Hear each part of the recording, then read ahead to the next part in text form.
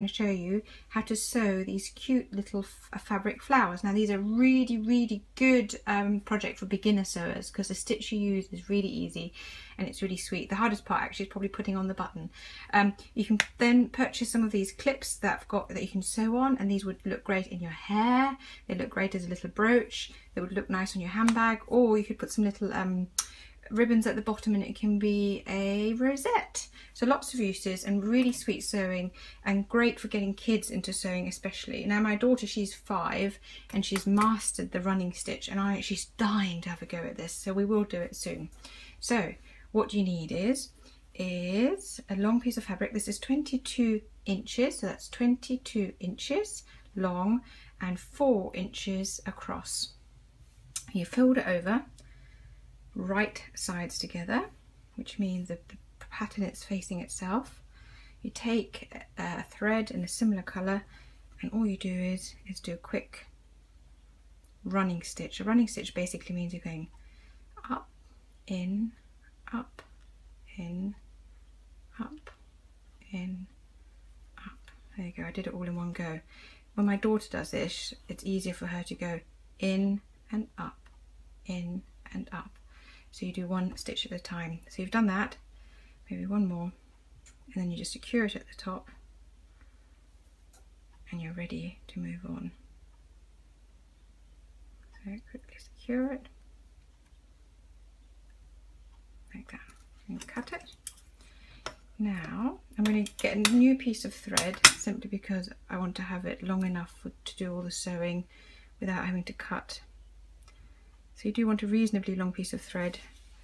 I've got some lovely colourful thread here.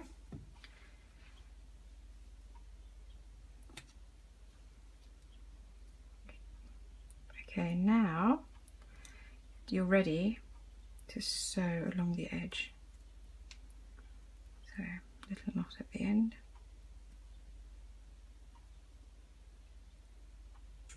There we go. So now you turn it right sides out like this, and you fold it in half.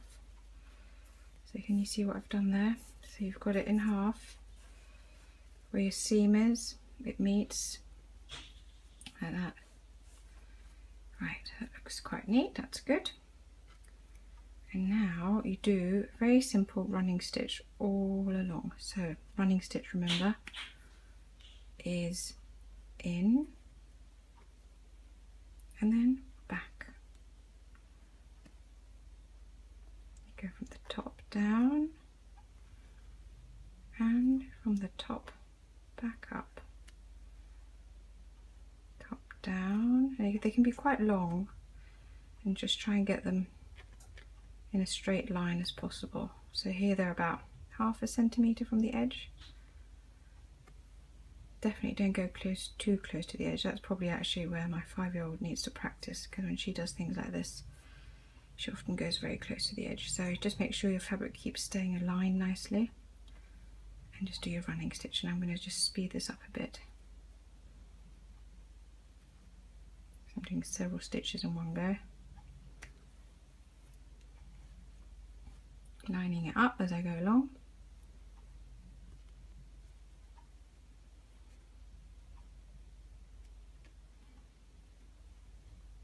This, I have to say, I meant to say this at the beginning actually, should have said it. This is from, I went to Brit Mums live recently, a blogging event, and at the event we had the lovely people from Ladies Sew and Sew, and they had a craft table there, and this was one of their projects that we're doing with bloggers at the craft table, and I thought it'd be really lovely to share with you. So this is from Ladies Sew and Sew.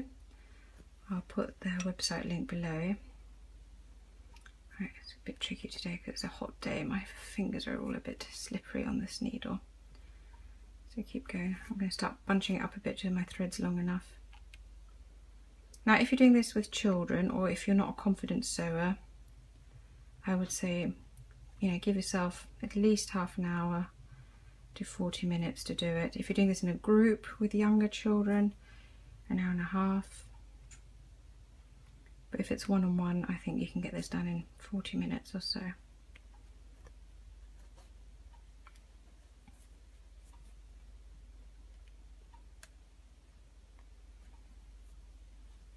Almost ready. Ah, hot fingers. This is what happens when you craft in summer, isn't it? So look, I'm almost at the end.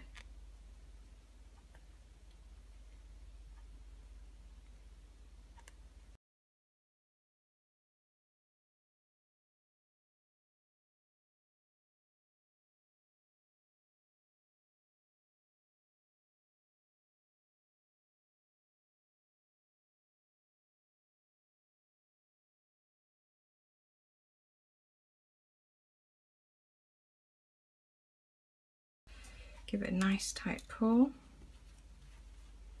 Make sure the camera is focusing on the bottom, and then you just give it a few stitches to help it all hold in place. And again, this helps when you don't have hot fingers and it's all slippery on your needle. Oh, I love this pattern, it's so cute. So I'm just doing some stitches to secure it.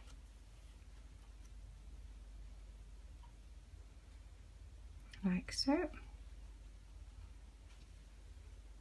Maybe one more. If you want, you can do it from the other side as well. It just depends on how neat you are, but to be honest, you won't be able to see it.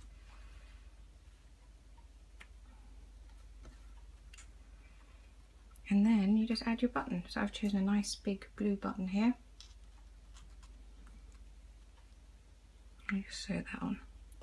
And when you're sewing it on, not only are you securing the button, but you're also securing your sewing a bit more, which is great.